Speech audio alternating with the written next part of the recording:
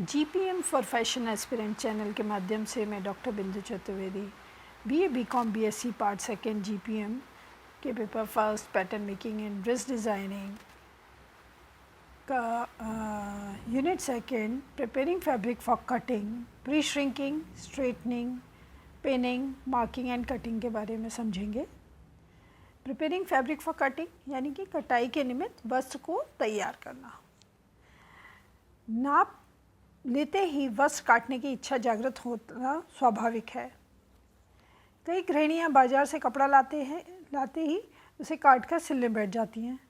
Machine पर बैठने के साथ चंद घंटों के बाद ही तैयार कपड़ा हो जाता है और वे पहन भी लेती हैं।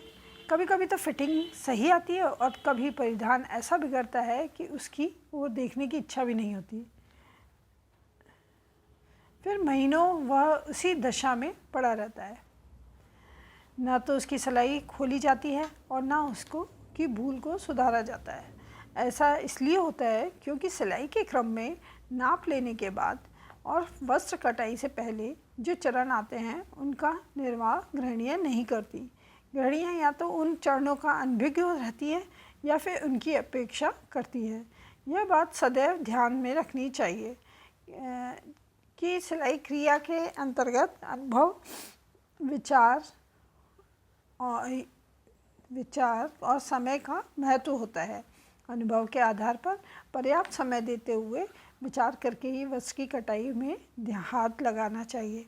सोच विचार कर अधिक समय देकर सिला हुआ वस्त्र सही उतरता है। अतः कपड़ा तभी काटना चाहिए जब आपके पास पर्याप्त समय हो और आप किसी भी मानसिक तनाव या व्यवधान से मुक्त हों। कपड़ा काटने से पहले निम्नलिखित बातों का अवश्य ध्यान रखना चाहिए। Pre shrinking, straightening, pinning, marking and cutting. Pre shrinking अर्थात कपड़े को श्रिंक करना या पूर्व में ही उसको धोके और सिकुड़ने से बचाना। सिलाई के पश्चात परिधान का आकार बना रहे, वे सिकुड़ कर छोटे नहीं होने पाए। कटाई से पूर्व वस्त्र को श्रिंक कर लिया जाता है। अस्तर में डाले जाने वाले कपड़ों को तो निश्चित रूप से श्रिंक कर लेना आवश्यक है।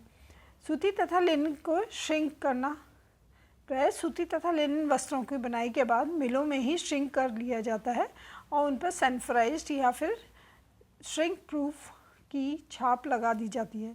इस तरह के छाप युक्त वस्त्र धुलाई के बाद सिकुड़ते नहीं हैं, किंतु जिन कपड़ों के सिकुड़ने की संभावना हो उन्हें काटने के पहले श्रिंक करना आवश्यक है। सूती और लिनन के कपड़े को इस प्रकार श्रिंक करें जैसे फर्स्ट सफ़ेद तथा हल्के रंग के वस्त्रों का नियमित हल्के गर्म पानी का प्रयोग करें। गहरे रंग के वस्त्रों के लिए ठंडा पानी उपयुक्त है। कपड़े को लंबान में मोड़ें। बुने किनारे पर बुना किनारा तथा कटे हुए किनारे पर कटा किनारा आना चाहिए। सभी किनारों पर पिन लगा दें अथवा मशीन द्वारा बड़े बड़े टाँके लगा दें। कपड़े को पानी में कई घंटों तक डूबा रहने दें। पानी से निकालकर वस्त्र को हल्के हाथों से दबाएं। दबा कर पानी अलग करने पर वस्त्र में सलवट नहीं पड़ेंगे। वह कपड़े को निचोड़े नहीं। किसी सपाट सतह पर बड़ा तौलिया या पुराना कपड़ा बिछाकर उस पर श्रिंक करते हुए कपड़े को फैलाएं। हाथ फेरकर सलवटें हटा दें। छोटी छड़ पर भी तौलिया या कागज लपेटने के पश्चात श्रिंक किए हुए वस्त्र को उस पर लपेटने के लिए रखा जाता है।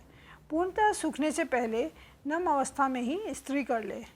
सिलाई से पूर्व वस्त्र को श्रिंक कर लेने से बाद में उसमें सिकुड़ने की संभावना कम हो जाती है। परिधान के अंदर दिए जाने वाले कपड़ों जैसे अस्तर का कपड़ा, पॉकेट या जेब का कपड़ा, कॉलर के अंदर जाने वाला कपड़ा के लिए तो श्रिंक प्रक्रिया अत्यंत महत्वपूर्ण है। बिना श्रिंक किए इन कपड़ों को लगाना फिटिंग के संदर्भ में अत्यंत दोषपूर्ण फल देता है।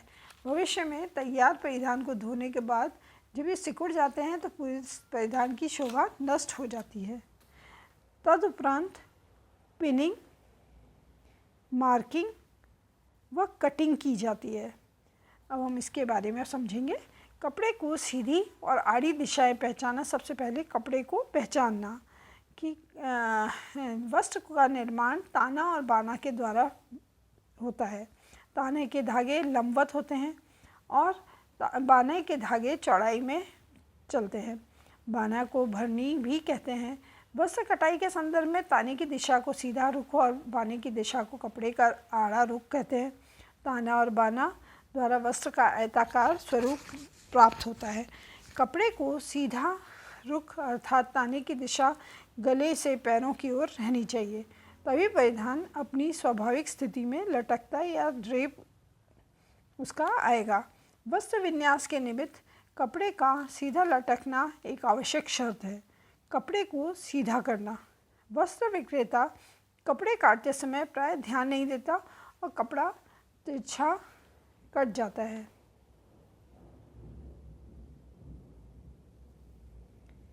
कुछ दुकानदार कपड़े को काटने के स्थान पर फाड़ते हैं, इससे कपड़े का किनारा सीधा रहता है। यदि कपड़ा सीधा नहीं कटा हो तो कटाई के चिन्ह देने से पहले कपड़े को सीधा करें। कपड़े को किनारे से थोड़ा हटाकर बाने का एक धागा हल्के हाथों से खींचिए। पूरा बाना एक और खींचने की चेष्टा नहीं करना चाहिए। थोड़ा थोड़ा खींचकर कैंची की सहायता से कपड़े को काटकर सीधा कीजिए। कुछ कपड़े सीधे काटे जाने के बाद भी तिरछे दिखाई देते हैं। ऐसा प्रायः उन कपड़ों के साथ होता है जिन्हें बुनाई के बाद धोया जाता है या चूने अथवा मान की परत चढ़ाई जाती है। इन्हें चित्रानुसार खींचकर सीधा कीजिए। कपड़ों को नम करके यानी डायगोनली खींचकर और सीधा कर लो। कपड़ों को नम करके भी सीधा किया जा सकता है।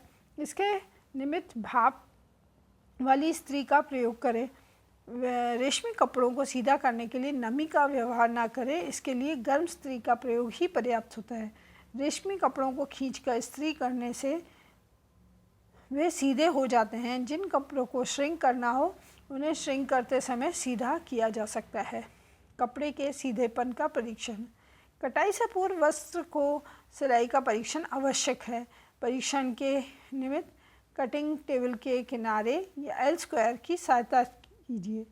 कपड़े को दोहरा मोड़कर एल स्क्वायर के चित्र अनुसार रखें। चित्र में सीधे कपड़े और तिरछे कपड़े में अंतर दर्शाया गया है।